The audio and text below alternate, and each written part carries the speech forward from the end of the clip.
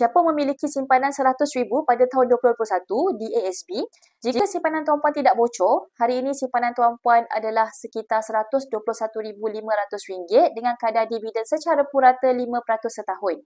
Siapa yang menukarkan simpanan RM100,000 pada tahun 2021 ke dalam bentuk emas? Dengan harga emas RM243 per gram, tuan-puan akan dapat sekitar 412 gram emas. Hari ini, emas seberat 412 gram berharga sekitar RM242,000. Perbezaan sebanyak RM120,500.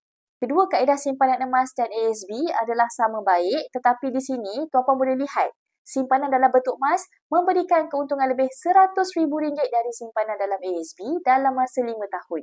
Ini menunjukkan simpanan untuk jangka masa panjang lebih baik dalam bentuk emas untuk tuan-puan memaksimumkan keuntungan berbanding dengan ASB.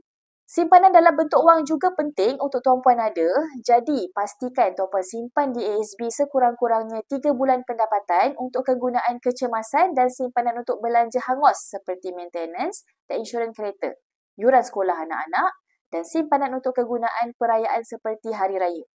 Jadi bagi yang berminat untuk memulakan simpanan emas bersama Public Gold, tuan-puan boleh klik pada beg biru di bawah atau klik link di bio saya. Nanti saya bantu tuan-puan sebaiknya.